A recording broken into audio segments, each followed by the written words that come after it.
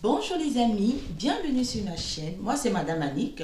Aujourd'hui nous allons parler d'un sujet vraiment très important qui me tient beaucoup à cœur, le sujet que vous me réclamez. On va parler d'un sujet voilà, très important, de maman. Nous allons parler de l'épanouissement pendant la grossesse. Je sais qu'il y a beaucoup d'entre vous, il y a beaucoup de commentaires qui reviennent du style je suis enceinte, j'attends un enfant, merci pour ta vidéo, merci d'avoir partagé ton expérience. J'attends aussi des jumeaux, j'attends des quadruplés, une grossesse multiple. Et aujourd'hui, j'ai envie de partager avec vous en fait comment vivre une grossesse épanouie. Comme vous le savez, je suis maman de 7 trésors et plus d'une grossesse gémellaire. Donc, j'ai eu 6 grossesses, voire 7. D'accord? Ce sont des sujets que nous allons aborder très prochainement. Vraiment, la chaîne va beaucoup plus se tourner vers les grossesses, vers la vie de maman, vers la vie de femme. On aura de temps en temps de l'entrepreneuriat, mais je pense que vous, mon public, me regarde beaucoup plus à cause de mon expérience en tant que maman et pendant mes grossesses. Je vais donc partager avec vous tous mes tips pour pouvoir bien vivre sa grossesse, pour pouvoir bien accueillir bébé, pour pouvoir bien gérer cette nouvelle vie à 3, à 4, à 5, à 6 et voire plus. Et nous allons partager vraiment tout ça ensemble. Vous allez m'apporter, je vais vous apporter ensemble, on va grandir.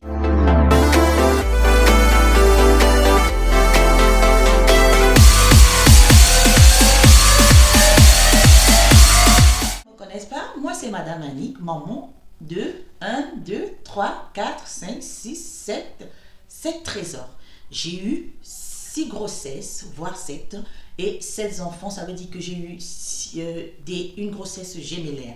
Pour cela, je trouve assez légitime, je vais le dire ça comme ça, parce que j'ai déjà vécu l'expérience plusieurs fois, de vous partager un certain nombre d'informations au sujet de la grossesse. Déjà, aujourd'hui, c'est la journée de l'amour.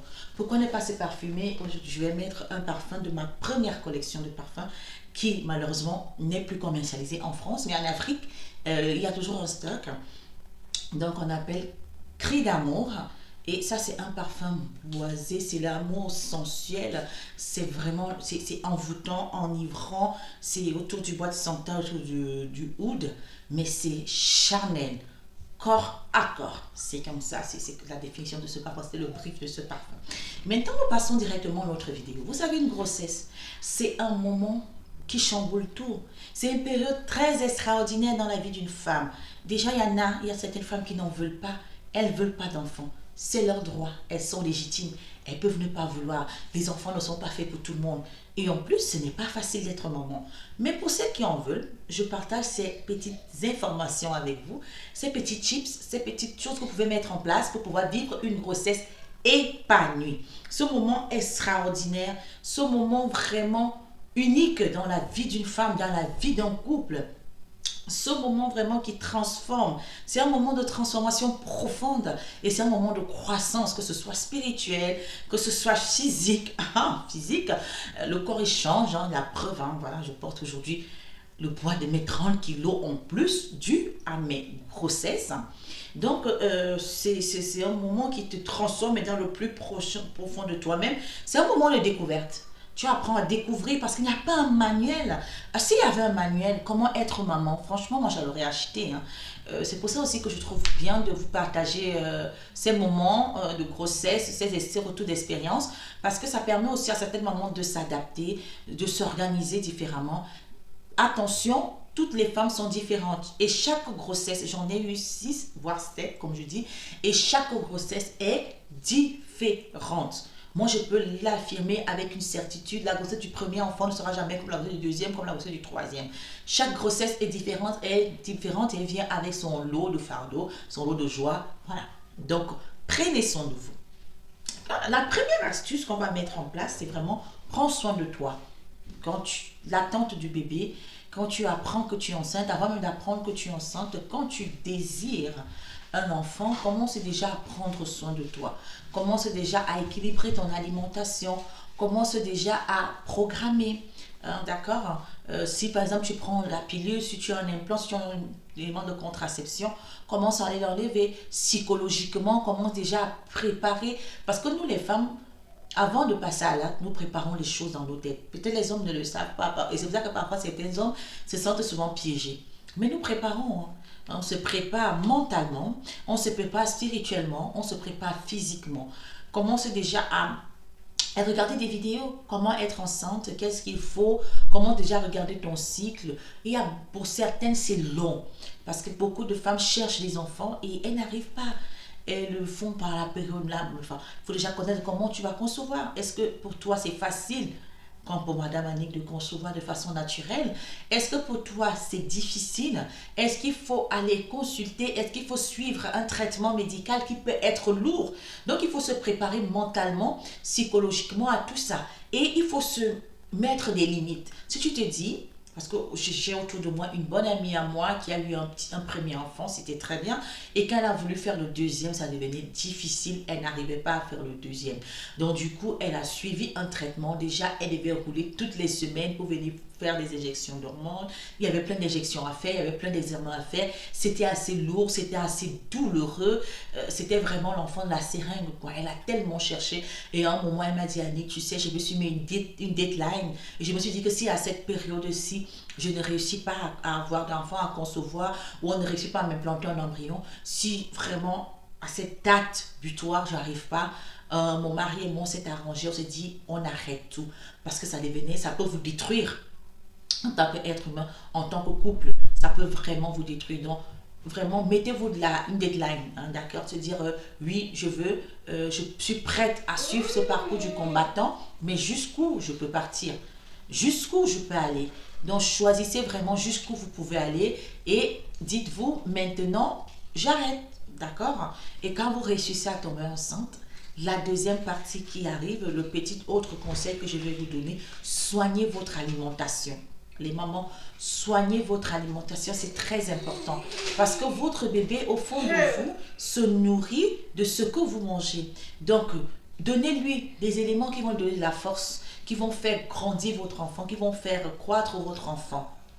D'accord? Donc, ayez une alimentation saine, ayez une alimentation équilibrée, évitez tout ce qui est sucre et surtout, pas d'alcool. Combien de fois j'ai vu des femmes, oh j'ai trop envie de boire une Guinness, oh j'ai trop envie de boire un peu de whisky, oh j'ai trop envie de... Vous savez ce que l'alcool fait à votre embryon? Ça détruit le cerveau de votre enfant. D'accord? Évitez au maximum, vraiment 100% bannissez l'alcool. Et pour celles qui fument, je n'ai rien d'autre à vous dire. Arrêtez de fumer. Arrêtez de fumer tout simplement. Arrêtez de fumer. Pensez à votre bébé. Pensez à cet être qui grandit en vous, cette vie que vous allez donner, cette vie que vous allez apporter au monde. Pensez à lui et quand vous allez suffisamment penser à lui, vous verrez que tout ira pour le meilleur des mondes. Du coup, je vais me relire. Donc, essayez de faire du sport. Si votre santé le permet pendant votre grossesse.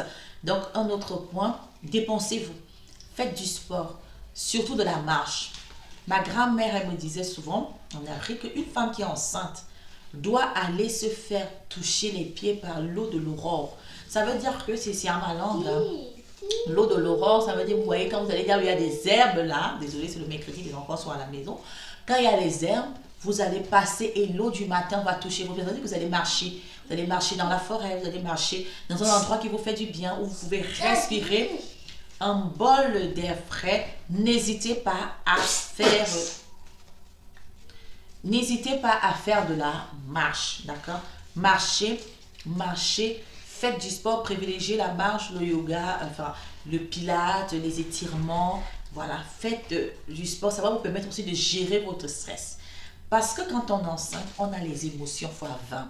Donc, si vous êtes quelqu'un qui aimait pleurer, vous serez très, très sensible. Si vous êtes quelqu'un d'hypersensible, vous serez même plus sensible que tout le monde ici.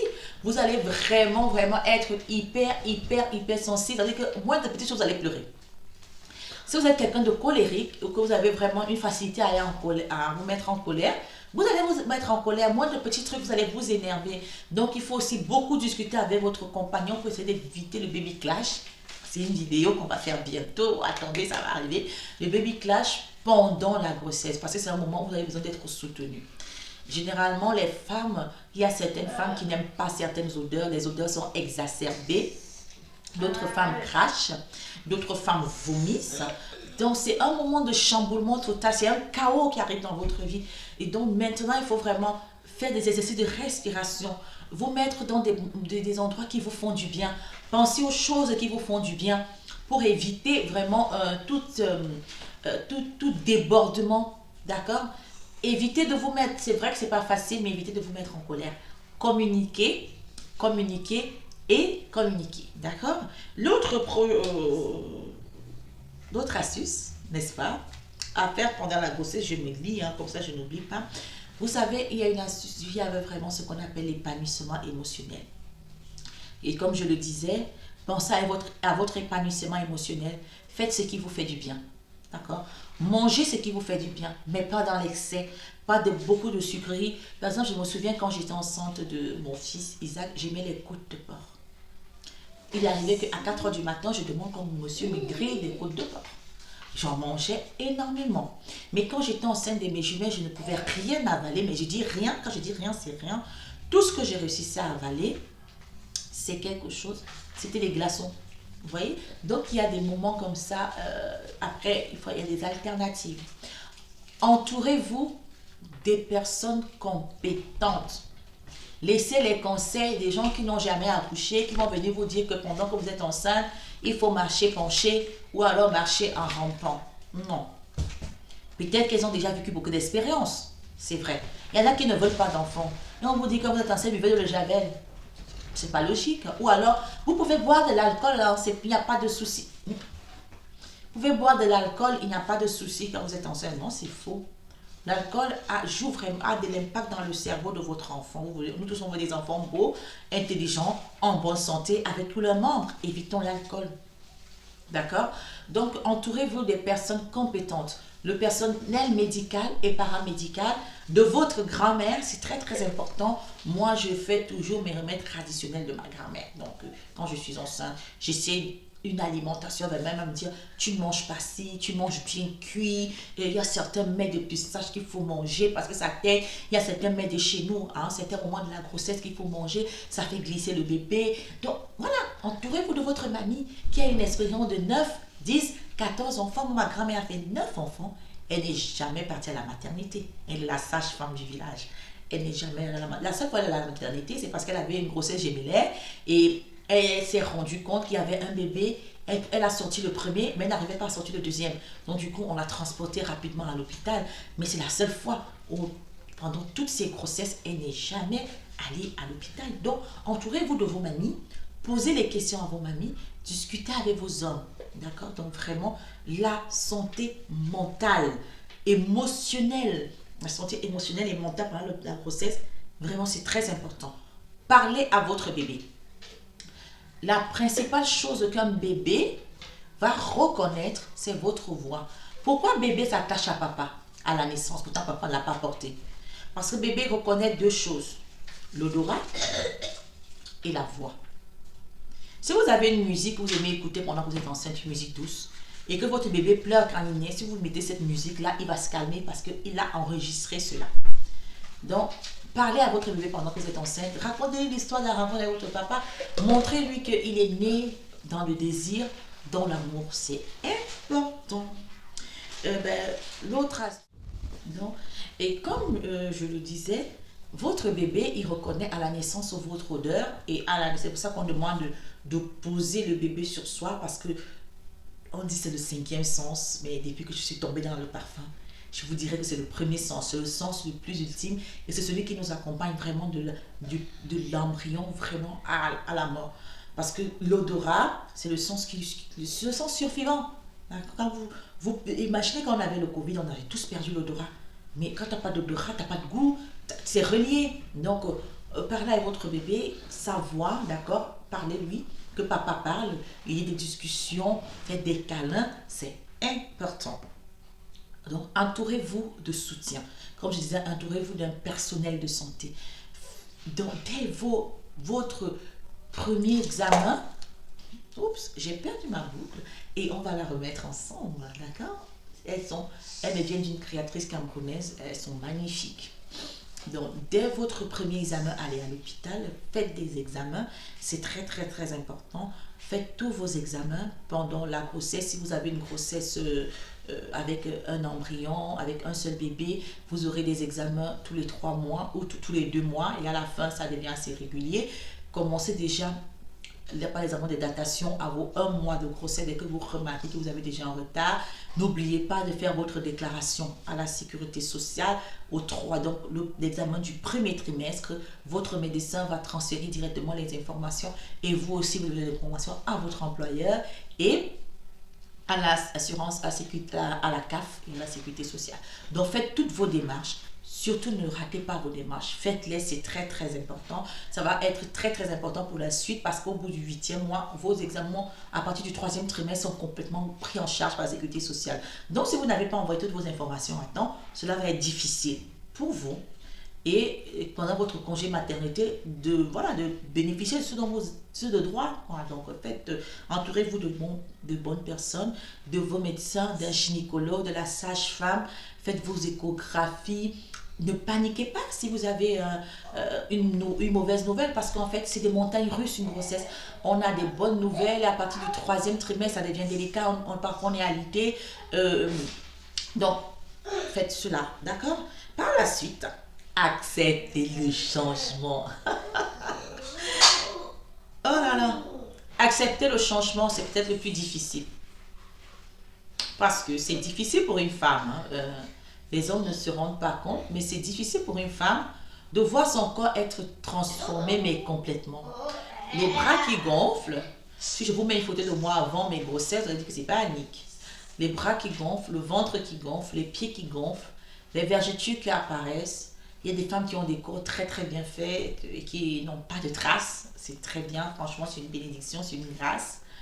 Euh, les cheveux qui tombent, parfois on a beaucoup de chutes de cheveux quand on est enceinte. Donc, mais acceptez le changement parce que vous allez donner ce qu'il y a de meilleur au monde, une vie. Vous allez donner une vie, donc vraiment acceptez le changement, ce sera très très bien pour vous. Ok, acceptez le changement, acceptez de vous dire, et c'est pour ça que dès le départ, je vous ai dit de vous préparer, de prendre soin de vous. Préparez-vous mentalement, vous prenez soin de vous en vous disant que oui, je vais accoucher, je veux cet enfant, peu importe, je vais prendre soin de moi, je vais bien m'alimenter. Après la grossesse, je vais faire ce qu'il faut. Généralement, vous avez pris 9 mois à prendre des kilos. Permettez à votre corps de prendre aussi 9 à 12 mois pour perdre, s'il vous plaît, les mamans. Parce que dès qu'on finit d'accoucher, on commence à se stresser. Les gens ne dorment pas la nuit. On commence à se stresser avec les kilos qu'on doit perdre. C'est pas de vous laisser aller, d'accord? Ne vous laissez pas aller. Moi, je ne vais pas dire que je me suis laissé aller parce que je me laissais aller. Moi, j'étais à 300 kilos.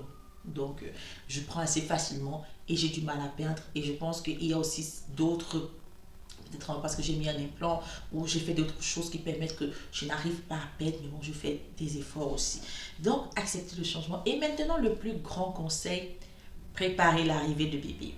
Préparez son arrivée. Faites des cours de préparation à l'accouchement. On les fait dans toutes les maternités. Écoutez une vidéo de Madame Annick. C'est aussi préparer l'arrivée du bébé. Préparer les comptines, donc ce que vous allez chanter à votre enfant, c'est très important. Mais il y a aussi quelque chose qui est très très important. Faites une préparation spirituelle. Chaque fois que moi je suis enceinte, il y a des psaumes, il y a des prières que je fais jusqu'au 9e mois.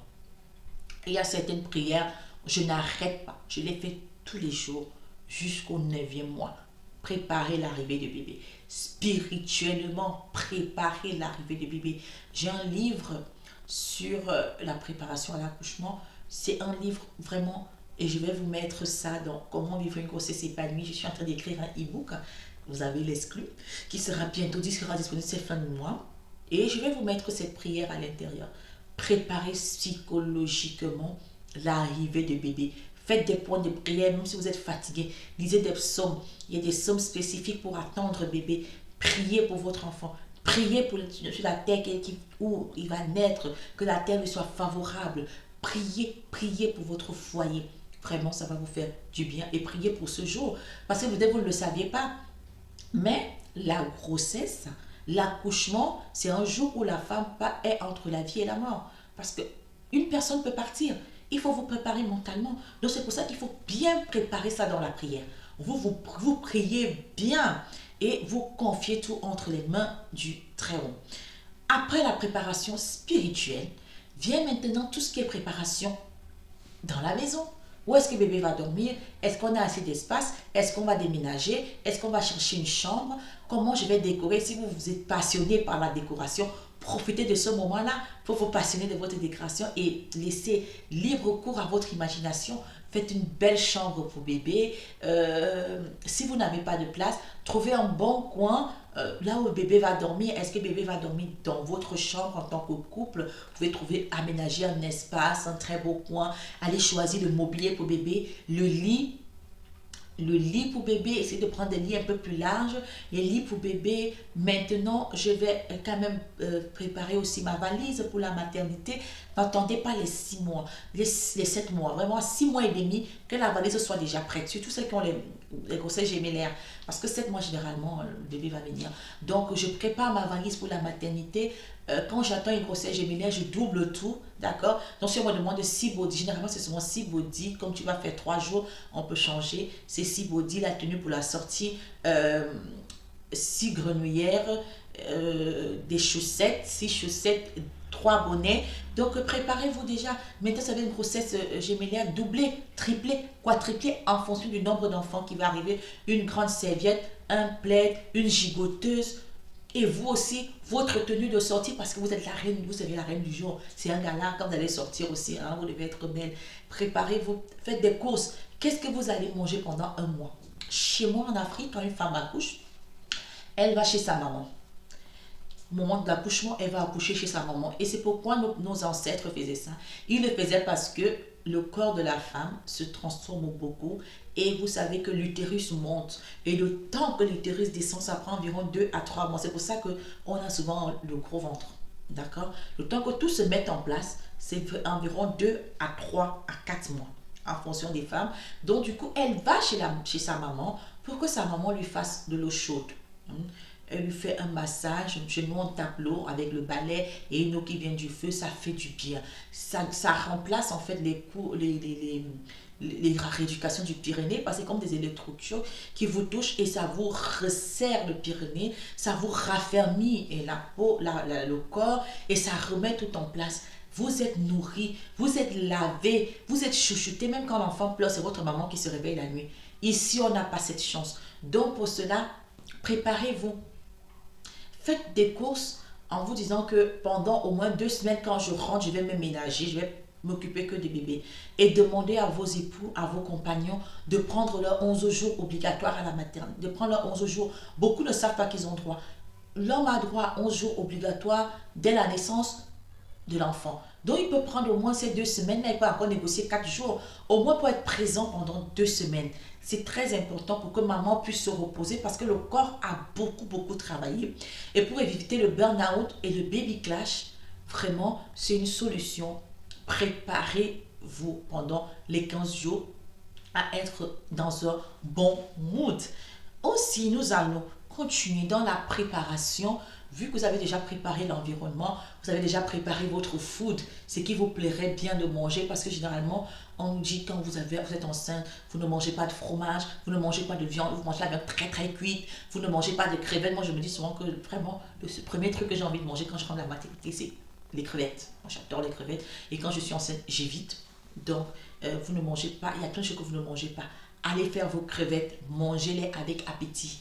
Donc quand vous rentrez, vous allez trouver, quand vous avez brisé du poisson, vous avez des... Voilà, moi j'aime beaucoup le poisson, donc vous allez trouver tout ça. Faites-vous plaisir, c'est important.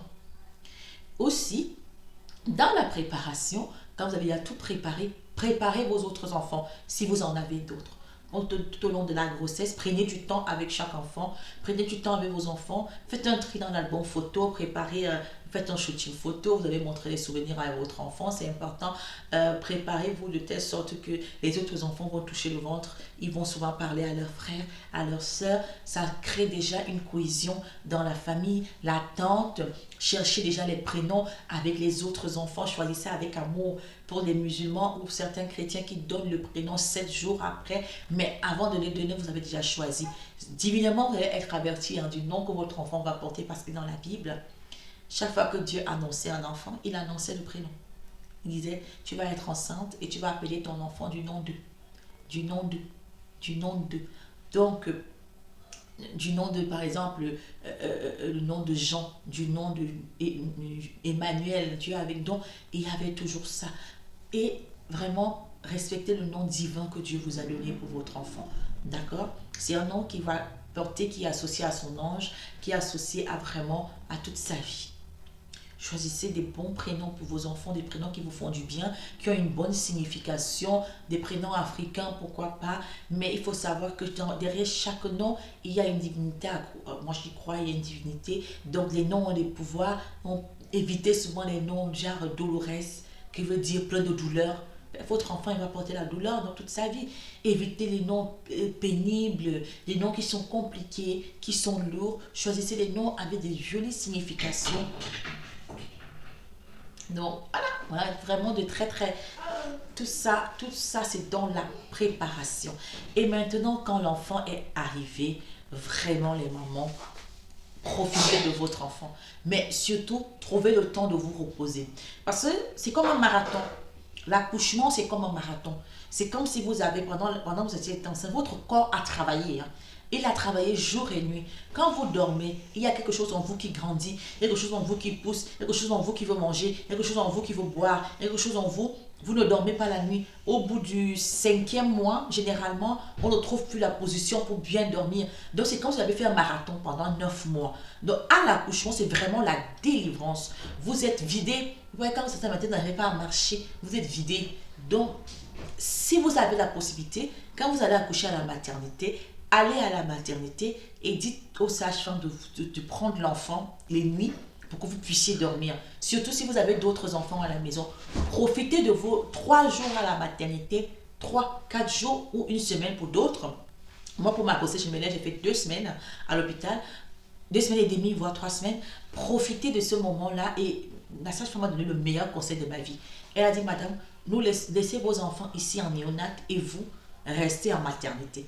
Profitez pour vous reposer, relaxez-vous, mangez, mais venez tout le temps. Donc je partais tout le temps porter des enfants, je partais tout le temps chanter pour mes enfants, je partais tout le temps m'occuper d'elles, mais je me reposais.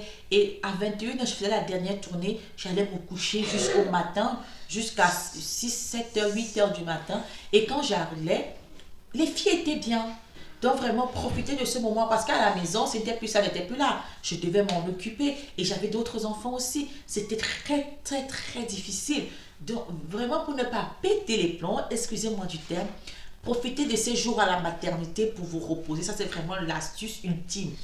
Profitez, virgule, de vos jours à la maternité, virgule, pour vous reposer. Point. D'accord? Profitez de ces jours. Demandez à ce que votre enfant soit à la nurserie pendant la nuit pour que vous puissiez dormir. Ça va vous faire du bien. Vous allez pouvoir dormir. Ça va vous faire un bien fou. Et vous allez voir que quand vous dormez, au moins vous serez bien pour rentrer à la maison. Vous aurez repris les forces. Alimentez-vous. Prenez des soupes.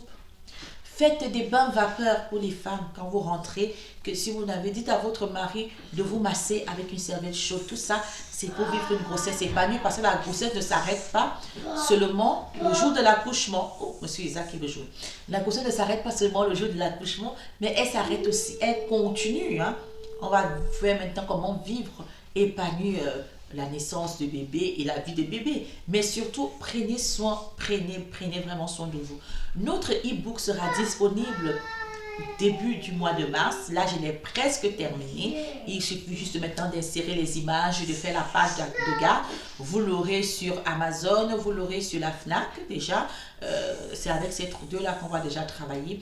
Je vous remercie vraiment pour l'écoute. J'attends vos commentaires. Si vous voulez que je vous écrive autre chose, nous aurons des sujets. Vraiment, le titre du e-book, c'est vraiment épanouissement pendant la grossesse, le guide ultime pour une très belle grossesse, pour bien vivre vos 9 mois.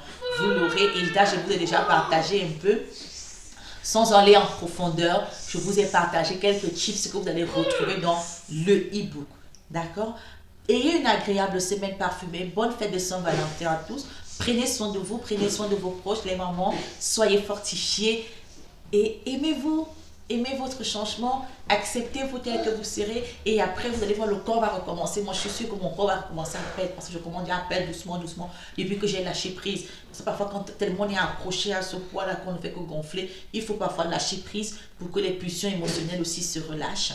D'accord? Prenez soin de vous. Ayez une agréable semaine parfumée. Désolée pour la semaine dernière, je n'ai pas pu poster comme d'habitude parce que ça va, on a 3 vidéos par semaine.